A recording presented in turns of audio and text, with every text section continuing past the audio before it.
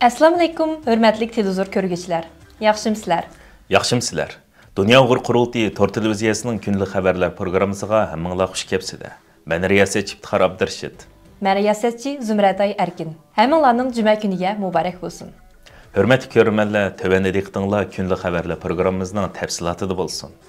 Dünya Uyg'ur Qurultayıning oliy maslahatchisi va Uyg'ur akademiyasining raisi Dr. Rishad Abbas apandi Amerikaning BDT'da turishliq elchisi Lisa Karti xonimning alayda taklifga binoan 25 iyun seshanba kuni BDT'ning New Yorkdagi binosida o'tkazilgan ijtimoiy tashkilotlar hamkorlik munbirining kutib olish yig'iniga qatnashdi. Yig'inda Dr. Rishad Abbas apandi Amerikaning BDT'da turishliq elchisi Lisa Karti xonim boshchiligidagi yig'inga kelgan diplomat, hukumat xodimlari va tashkilot rahbarlariga Xitayning Uyg'urlar qaratgan irqiy qirg'inchiligi, Sharq Turkistondagi Xitayning insoniyat qarshi qilayotgan jinoiy qilmishlari, Xitoy tarafidan Uyg'urlarga qarata ilib berilayotgan til, madaniyat va din jihatdagi assimilyatsiya siyosati, Uyg'ur majburiy emgiki va Xitoyning Uyg'ur yez qishloqlarining ismlarini qizillashtirish qilmish qatorliq mazmunlarni cho'rdab ma'lumot berdi. Amerikaning BDT'da turishliq elchisi Lisa Karti xonim boshchiligidagi yig'inga kelgan ko'plagan diplomat, hukumat xodimlari va tashkilot rahbarlari Dr. Rishad Abbas apandiga o'zlarining Dünya Uyg'ur Qurultayı va Uyg'ur akademiyasi bilan hamkorlashadiganligini, mavjud hamkorlikni davomlashtiradiganligini va Uyg'urlarga oid qilishga tegishli xizmatlar haqidagi turlarni qo'llaydiganliklarini bildirishdi. Dr. Rishad Abbas apandi Amerikaga borgandan buyangi 30 necha yilda izchil Amerikaning yuqori qatlamadagi davlat xodimlari va diplomatlar bilan quyuq aloqa o'rnatib, Uyg'ur lobbichilik faoliyatini utuqliq ilib berayotgan Uyg'ur ziyolilarining yo'lboshchilaridan biri bo'lib, uning tirishchiliklarida Uyg'urlarga foydali ko'plagan fursatlar qo'lga keldi va kelmoqda.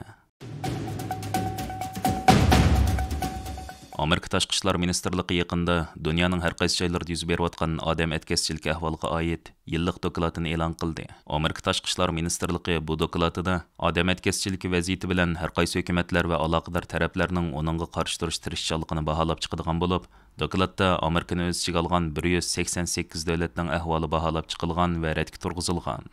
Xitoy mazkur dokladda odam atkazchiligi masalasi jihatda eng nachar davlatlar hisoblanadigan 3-darajalik davlatlar qatoriga tizilgan bo'lib, Xitoy hukumatining Uyg'urlar va boshqa oz sonli millatlarga qaratayotgan davlat qo'llashidagi majburiy emgak siyosatini o'zgartmasligi uning bu kategoriyaga kirgizilishidagi eng asosli omil bo'lib qolgan. Amerika Tashqi ishlar ministrligining 2024-yillik doklati Amerika Tashqi ishlar ministri Antony Blinken tomonidan e'lon qilingan. U so'zida hozir odam atkazchilarining fan texnikaning kuchidan foydalanib, atkazchilikning doirasi, ko'lami va sur'atini kuchaytirayotganligini, shunga bu yillik dokladda raqamli texnologiya orqali qilinayotgan odam atkazchiligining nuqtaliq yoritilganligini degan. U dokladdagi so'zda yana odam atkazchiligining chiriklik va zo'ravonlikni kuchaytirib, normal iqtisodni burmalaydiganligi, emgakchilarga ziyon silib, barliq insonlarning erkinlikdan iborat asosiy kishilik huquqiga og'ir daxl-taruz yetkazilganligini bildirgan. Ma'lum bo'lishicha, hozir dunyo miqyosida taxminan 27 million kishi odam atkazchiligining ziyonkashligiga uchrayotgan bo'lib, atkazchilar mayli hukumatlar bo'lsin, mayli xususiylar bo'lsin, hammasi o'xshash zo'rliq vositasi orqali bir guruh insonlarning chetga qiqilishi va yoki ojizligidan foydalanmoqda ekan. Amerika Tashqi ishlar ministrligining doklatining Xitoyga oid qismida ko'rsatilishicha, Xitoy hukumati bu doklad tayyorlangan mezgilda vatanimiz Sharq Turkistondagi Uyg'urlar va shundaqli Qozoq, Qirg'iz qatorliq boshqa oz sonli millat a'zolari yurgizayotgan xohlagancha tutqun va turmaga solashni hamda keng ko'lamlik majburiy emgakdan iborat hukumat siyosatidan davomli yo'l qo'ygan. Dokladda Xitoy hukumati yana Osiyo, O'rta Sharq, Afrika va Yevropadagi bir qancha davlatdagi bir balvoq bir yo'l qurilishi ham shundaqla Xitoy bilan munosabatlik bo'lgan boshqa qurilish turlaridagi majburiy emgak bilan chetishlik deb ayblangan. Uningda deyilishicha, qurilish planiga qatnashgan Sharq Janubiy Osiyo, O'rta Sharq va Latin Amerika davlatlarida emgakchilar huquqi qattiq dafsan qilingan. Yuqori maosh va'dasi bilan aldab kelingan ishchilarning huquqini dafsan qilish, ismini qo'shib ishiltish, qo'rqitish, taktisish, xizmat va turmush sharoitining nachar bo'lishi, harakat va aloqa erkinligining chekinishdek oqibatlar kelib chiqqan. Xitoy hukumati bu davlatlarda ishchi qabul qilish xizmatlarini yetarli nazorat qilmagan, to'xtam va emgak sharoitini tekshirmagan va shu davlatlardagi elchixonalarning ekspluatatsiya qilinganlarni farqlantirish yoki yordam berishda izchil muvaffaqiyatsiz bo'lib kelgan. Amerika Tashqi ishlar ministrligi odam atkazchiligiga oid yillik dokladida Xitoy hukumatining Uyg'urlar qaratayotgan irqiy qirg'inchiligi, lager tuzumi, lagerlardagi tan jazosi, ming yuyish, tug'mas qilish, majburiy emgak qatorliqlar haqida tafsiliy to'xtalgan. Uningda mundaq deyilgan: Xitoy doiralari davlat ichi va sirtidagi odam atkazchiligi jinoiy qilmishlarini davomli sodir qildi. Jumladan, irqiy qirg'inchilik va insoniyat qarshi jinoyatini davomlashtirdi. yangidan gullanayotgan texnikalarni ishiltib, kamsitish xarakterlik nazorat qilish, etnik, irqiy arxivlashtirish tadbirlarini yo'l qo'ydi.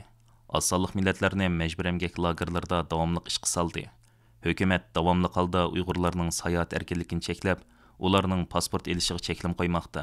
Bu ularning xohlagancha tutqun va davlat qo'llashidagi majburiy emgakka duchor bo'lish xavfini oshirmoqda. Amerika Tashqi ishlar ministrligining qarashicha, Xitoy hukumatı 2017-yildan 2019-yilgacha bo'lgan oralikda 1 milliondan ortiq Uyg'urni asos qilgan rayondagi qozoq, qirg'iz qatorliq millatlarni 1200 ga yaqin lagerga, ya'ni atalmish kasbiy mahorat bilan tarbiyalash deb atalıyotgan o'rinlarga so'ligan.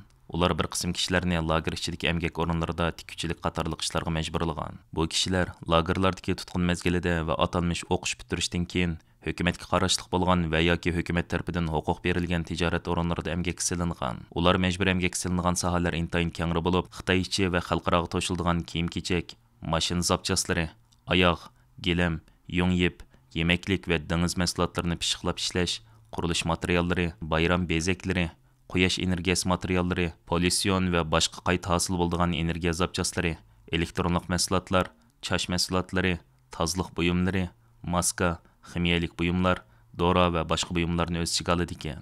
Dokladda deyilishicha, Xitoy hukumatı hozirgacha lagerga qamalgan necha million kishining kam deganda 80 ming nafarini majburiy emgakka silish uchun boshqa o'lkalarga yo'tkigan, taxminan 100 minglagan kishini rasmiy yo'sinda ayblab, ularni Xitoy miqyosidagi 100 dan ortiq shaharning turmasiga yo'tkigan bo'lib, ularmi bu turmalarda qo'shimcha majburiy emgakka duch kelgan bo'lishi mumkin ekan. Amerika Tashqi ishlar ministrligining mo'ljallashicha, Xitoy hukumatı lagerlardagi oz sondagi tutqunlarni qo'yib bergan bo'lsa-mu, biroq tutqunlarning 3 dan 2 qismini og'ir qamoq jazolariga hukm qilgan va qolganlarini atalmish sanoat bog'chalarida majburiy emgakka avatgan.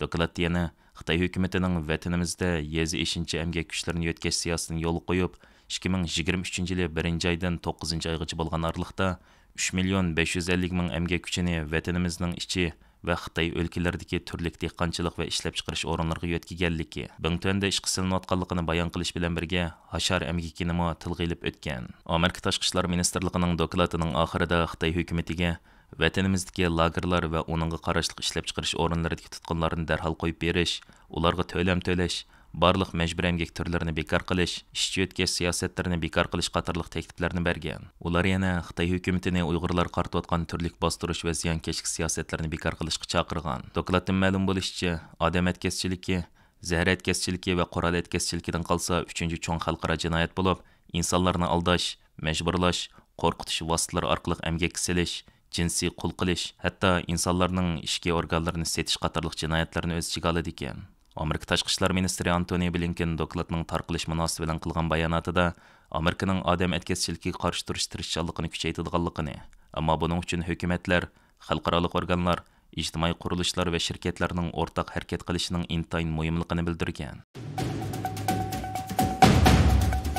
Tayvanning yaqinda vazifaga o'tirgan yangi prezidenti Lei Ching-da Xitoyning Tayvan mustaqilligini talab qilgan ashaddiy bo'lginchilarga o'lim jazosi berish bilan tahdid silishiga qarta inkas qaytirib, demokratiyaning jinoyat emasligi, mustabidlikning haqiqiy razillik ekanligini bildirgan. Kommunist Xitoyning Tayvanda qonun ijro qilish huquqi bo'lmasa-mu, lekin Xitoy Oliy sud mahkamasi, Xitoy Oliy taftish mahkamasi, Xitoy Jixi ministrligi va Xitoy davlat xavfsizlik ministrligi qatorliq organlar 21-iyun kuni yangi qonun belgilamasi e'lon qilib, Tayvandagi mustaqillik tarafdorlari va ashaddiy bo'lginchilarni o'lim jazosini o'z ichiga olgan eng qattiq jazo bilan jazolaydiganlik to'g'riliq tahdidlik ogohlantirish e'lon qilgan edi. Reuters agentligining xabar qilishicha, Tayvan prezidenti Lei Ching-da 24-iyun o'tkazilgan axborot e'lon qilish yig'inida Xitoyning tahdidiga inkas qaytirib, kommunist Xitoyning Tayvan xalqini jazolash huquqi yo'qligini bildirgan. Lei Ching-da mundaq degan: "Men shuni ta'kidlaymanki, demokratiya jinoyat emas, balki mustabidlik haqiqiy razillikdir. Xitoyning Tayvan xalqining tutgan yo'li va maydoni sababli ularni jazolash huquqi yo'q. Bo'libmi Xitoyning o'z chegarasidan halqib, Tayvan xalqining negizlik haq-huquqlariga mudoxala haqqi texmi yo'q." Prezident Lei Ching-daning ta'kidlashicha, Xitoy birlikka kelishni xohlamaydigan har qanday kishini Tayvan mustaqilligining qo'llovchisi deb qarmoqda ekan. Beijingning Tayvan mustaqilchilariga o'lim jazosi bilan tahdid silishi, Xitoy Tayvan mustaqilchilariga Uyg'urlarni bostirishda ishlatgan qattiq qo'l bostirish vositalarini ishlatamdi qandoq degan savol paydo qilgan. Kishilik huquq tashkilotlarining bildirishicha, Xitoy hukumatı Uyg'urlarni bostirishda ularni atalmish bo'lginchilik jinoyati bilan ayblagan. Xitoy qonunida bo'lginchilik o'lim jazosi beriladigan og'ir jinoyat deb hisoblanmoqda. Reuters agentligining bildirishicha, Lei Ching-da so'zida Kommunist Xitoyni Xitoy Cumhuriyetining mavjudligi bilan yuzlashishga, Tayvanning demokratik yo'l bilan saylangan qonunli hukumati bilan aloqa va dialog qurishga chaqirman degan. Tayvan doiralarining bildirishicha, Xitoy hukumati yaqindan beri Tayvanga harbiy tahdid silishni tiqim kuchaytmoqda ekan. Hörmətli görürmənlər, yuqurda diqqətinizlərə günlük xəbərlər proqramımızın təfsilatını sunduq. Keyin qatımlıq sanımızgacha ko'rishgacha aman bo'lg'aysizlar. Stansimizning YouTube kanaliga a'zo bo'lishni unutmang. Xayr xo'sh.